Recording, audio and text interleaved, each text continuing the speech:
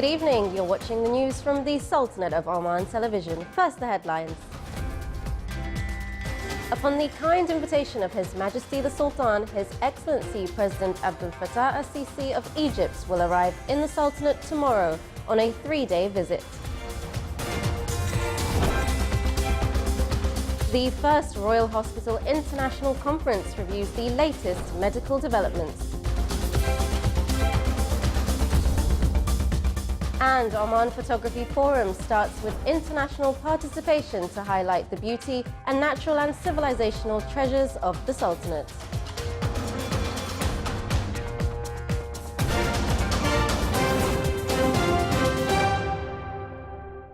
Those were the headlines, and now for the news in detail. As an extension of the brotherly relations between the Sultanate and Egypt, and upon kind invitation of His Majesty Sultan Qaboos, His Excellency President Abdul Fattah al-Sisi of Egypt will pay a 3-day state visit to the Sultanate, starting from Sunday, 4th of February. An official reception ceremony will be held for the Egyptian president. The visit came to enhance the cooperation march between the Sultanate and Egypt and support the joint interests between the two sides in various fields. His Excellency, the Egyptian President, will be accompanied during his visit to the Sultanate by a number of senior officials. His Majesty Sultan Qaboos sends a cable of greetings to His Excellency President Maithripala Sirisena of Sri Lanka on the occasion of his country's independence anniversary.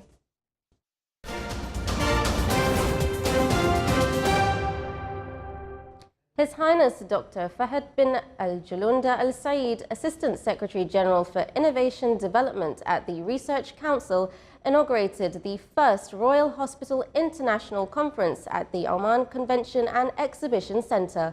The 3-day conference is organised by the Ministry of Health in collaboration with the Oman Medical Speciality Board and the Oman Medical Association. More details in the following report by Abdullah bin Ahmed Al-Rubai. Royal Hospital, with 873-bed tertiary care, aims to remain at the forefront of medical care by pursuing 5 strategies: efficiency, quality and patient safety, patient experience, cost containment and governance.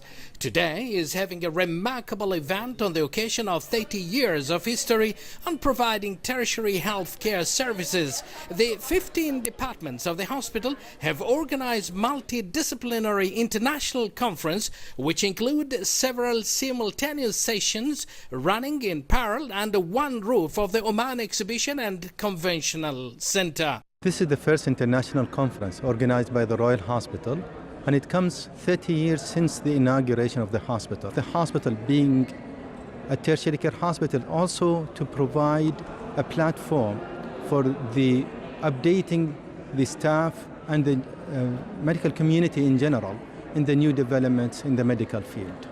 During the 3 days, over 3,500 are expected to attend the event. On this first day, attendants have crossed 1,700, all of whom will have an opportunity of benefiting from 18 scientific programs, 12 workshops, 280 lectures presented by the eminent local and international speakers.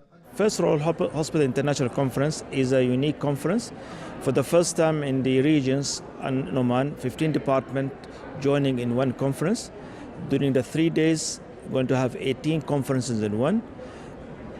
There was 1,700 registrations. At the Royal Hospital, we try to support all departments to make their own conferences, so everybody will get benefit from it. Indeed, having all these workshops under one roof in one conference gives us the opportunity to learn a lot and gain experiences from other aspects, so it will help us to give a better services in the future in Oman. My paper will be talking about genetic assay, that's genetic testing for early breast cancer. We'll be testing if the patient will need chemotherapy or not. We have tested 24 patients. Out of these, for the last 3 years, only 4 patients needed chemotherapy. I am from Saudi Arabia, and I'll be presenting on advances of prostate cancers, and also will benefit by attending other lectures. It's a pleasure and an honor to be here. I have high expectations based on what I live here in 2013. I congratulate the organization for running so many, I think it's 15 conferences together, and I hope that the 2 workshops I will be coordinator will will answer the expectations of the participants. Due to the large number of participants attending various sessions scattered around this conventional center, it was necessary to have guiders. Camera of Oman Television managed to spot volunteers of young guiders seen directing the crowd.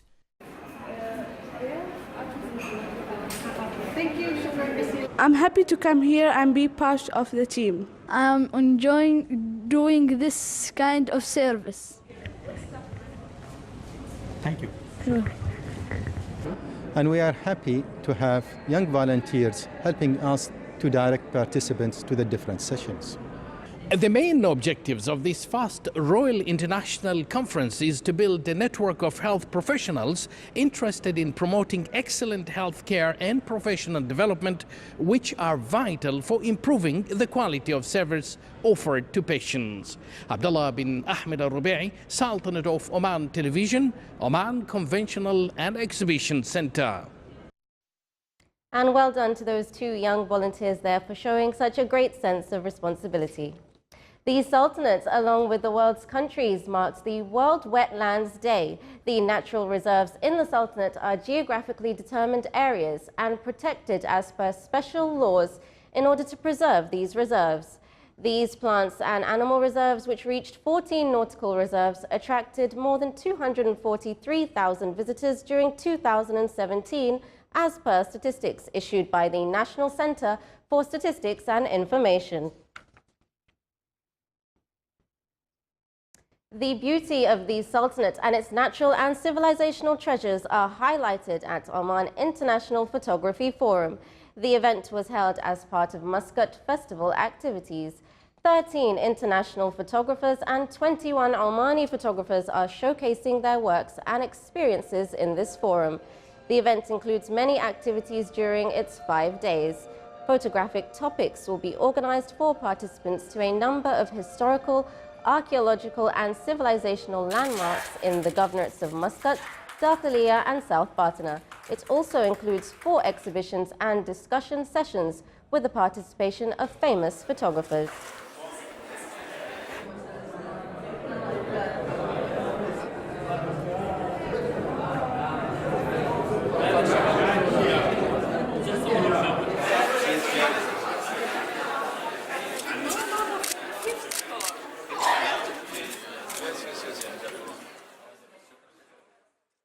The Ministry of Commerce and Industry, represented by the Directorate General of Industry, intends to conduct an industrial survey of small establishments with less than 10 workers, besides the annual industrial survey for 2018, with the year of 2017 as a focus. The survey aims to provide industrial information for those facilities and to identify the consumption of electricity, water and raw materials, as well as familiarizing with their output during the year and the value of goods produced by these industrial enterprises.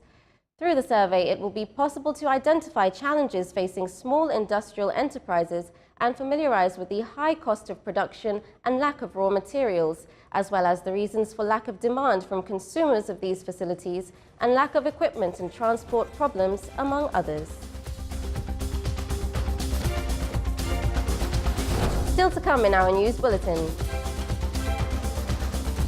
2 French teenagers cruised down the flooded streets outside their home in a Paris suburb.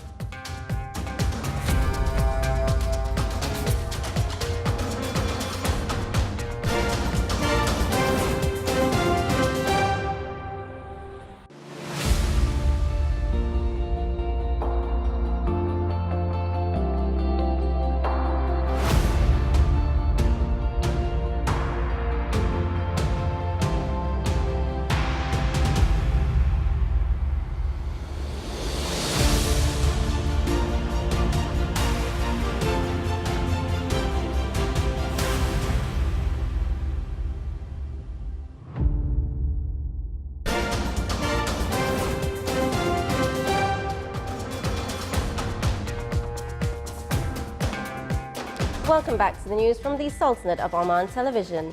An Israeli aircraft hit a Hamas compound in the southern Gaza Strip today after Palestinians there fired a rocket into the Jewish state.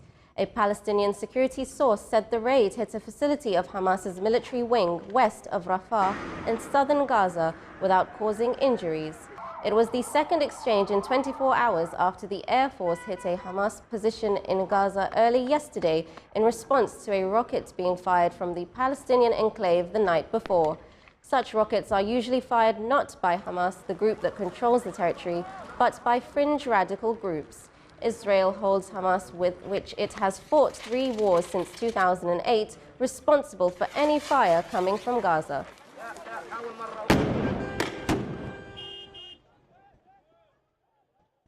The United Nations High Commissioner for Refugees, Filippo Grandi, launched a funding appeal for $1.5 billion to support refugees fleeing the worsening humanitarian situation in South Sudan.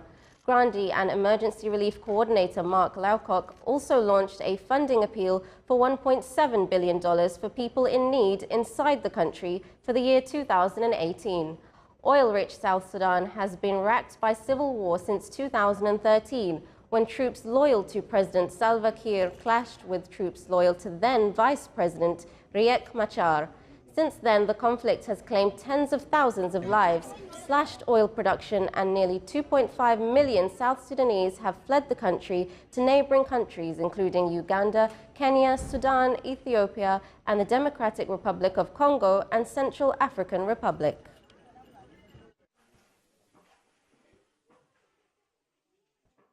Bombardment by the Syrian forces killed at least 7 civilians in the rebel-held enclave of Eastern Ghouta, east of Damascus.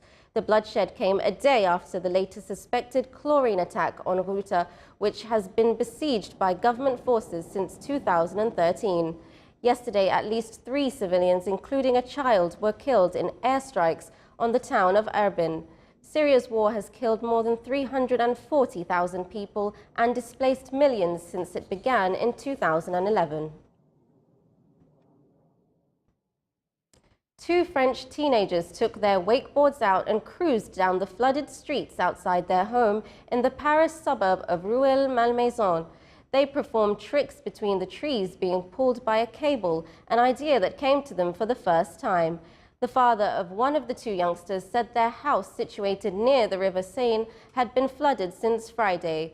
Paris and its region have been hit by rising waters from the rivers Seine and Marne, with hundreds of residents being evacuated from their homes.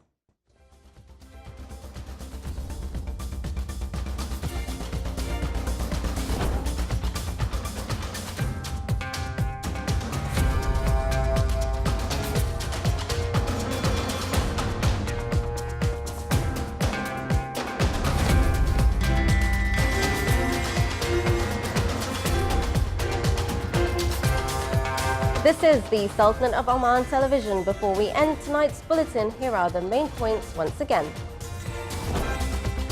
Upon the kind invitation of His Majesty the Sultan, His Excellency President Abdel Fattah al-Sisi of Egypt will arrive in the Sultanate tomorrow on a 3-day state visit. The first Royal Hospital International Conference reviews the latest medical developments. And Oman Photography Forum starts with international participation to highlight the beauty and natural and civilizational treasures of the Sultanate. With that, we come to the end of tonight's news bulletin. From all of us here at the newsroom and the studios, it's good night.